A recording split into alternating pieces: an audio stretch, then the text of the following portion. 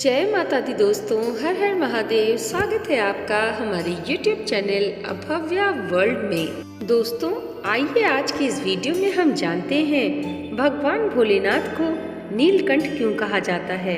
आखिर भगवान भोलेनाथ का यह नाम नीलकंठ कैसे पड़ा। वीडियो में आगे बढ़ने से पहले आप सबसे रिक्वेस्ट है कि प्लीज वीडियो अगर अच्छी लगे तो इसे लाइक जरूर कीजिएगा। एक बार दुर्वासा ऋषि अपने शिष्यों के साथ शिव जी के दर्शन के लिए जा रहे थे। मार्ग में उन्हें देवराज इंद्र मिले।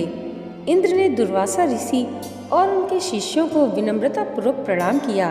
तब दुर्वासा ने इंद्र को आशीर्वाद देकर भगवान विष्णु का पारिजात पुष्प प्रदान किया। इंद्रासन के गर्भ में चूर इंद्र ने उस पुष्प को अपने ऐरावत हाथी के मस्तक पर रख दिया।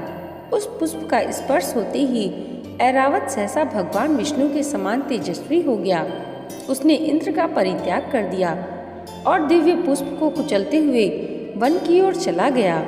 इंद्र द्वारा भगवान विष्णु के दिव्य पुष्प का तिरस्कार होते देखकर दुर्वासा ऋषि के क्रोध की सीमा न रही। उन्होंने देवराज इंद्र को वैभव से हीन हो जाने का शाप दिया। दुर्वासा मुनि के शाप के फलस्वरूप लक्ष्मी उसी क्षण स्वर्गलोक को छोड़कर अदृश्य हो गई। लक्ष्मी के चले जाने से इंद्र आदि देवता निर्बल और धनहीन हो गए। उनका वैभव लुप्त हो गया। इंद्र को बलहीन जानकर दैत्यों ने स्वर्ग पर आक्रमण कर दिया और देवगढ़ को पराजित करके स्वर्ग के राज्य पर अपना परचम फहरा दिया।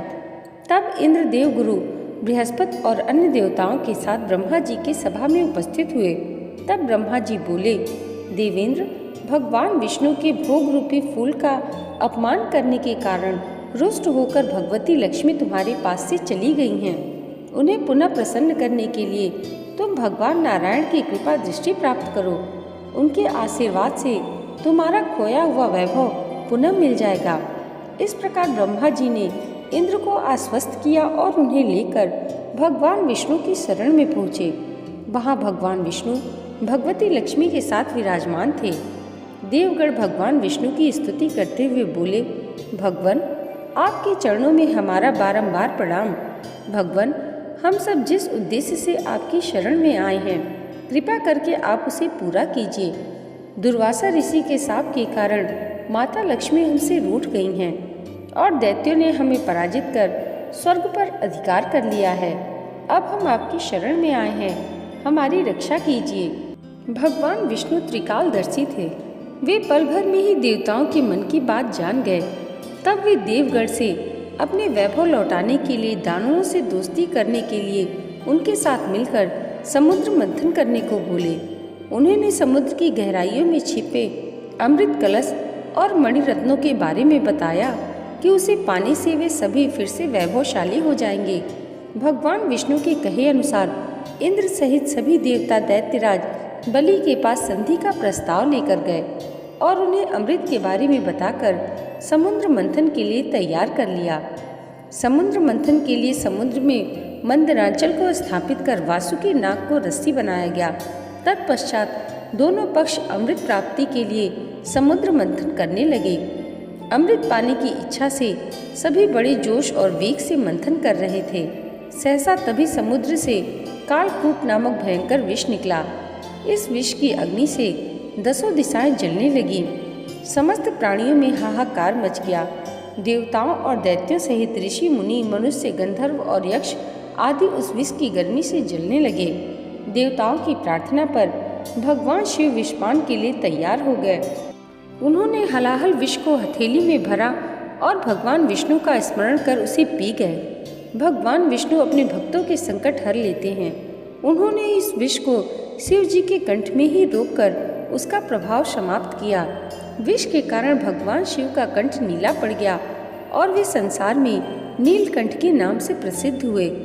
जिस समय भगवान शिव विषपान कर रहे थे, उस समय विष की कुछ बूंदें नीचे गिर गईं, जिन्हें बिच्छू, सांप आदि जीवों और कुछ वनस्पतियों ने ग्रहण कर लिया। इसी विष के कारण वे विषैले हो गए।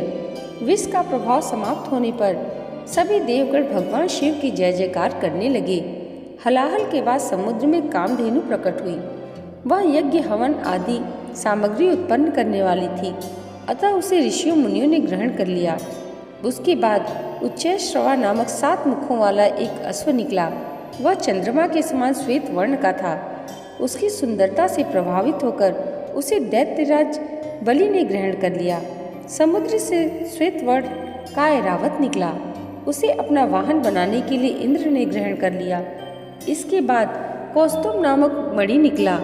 उसे श्री विष्णु ने धारण किया। समुद्र मंथन से कल्प वृक्ष तथा अनेक सुंदर अप्सराएं प्रकट हुई। इनके बाद ऐश्वर्य और भोगों की देवी माँ लक्ष्मी प्रकट हुई। वे भगवान विष्णु की नित्य शक्ति हैं। देवी लक्ष्मी समुद्र की पुत्री के रूप में उत्पन्न हुई थीं। उन्होंने प्रकट होते ही भगवान विष्णु को वरमाला डालकर पति के रूप में स्वीकार कर लिया। अंत में समुद्र से एक दिव्य पुरुष प्रकट हुए। दिव्य वस्त्र आभूषणों से शोभित वे दिव्य पुरुष श्री विष्णु के अंशावतार और आयुर्वेद के प्रवर्तक वैद्य धन्वंतरी थे। उनके हाथों में अमृत से भरा कलश था। उन्हें देखकर दैत्यों ने समुद्र मंथन छोड़कर उनसे अमृत का कलश छीन लिया। तब भगवान विष्णु ने मोहिनी अवतार धारण करके देवताओं को अमृत पान कराया। इस प्रकार सभी देवता वैभव से संपन्न होने के साथ साथ अमृत पान कर अमर हो गए। दोस्तों, यह है कथा भगवान शिव के नीलकंठ और देवताओं के अमर होने की।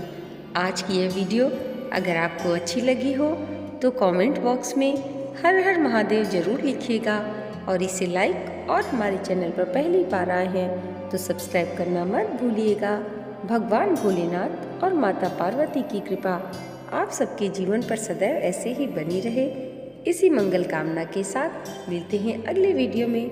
तब तक के लिए जय माता दी, हर हर महादेव।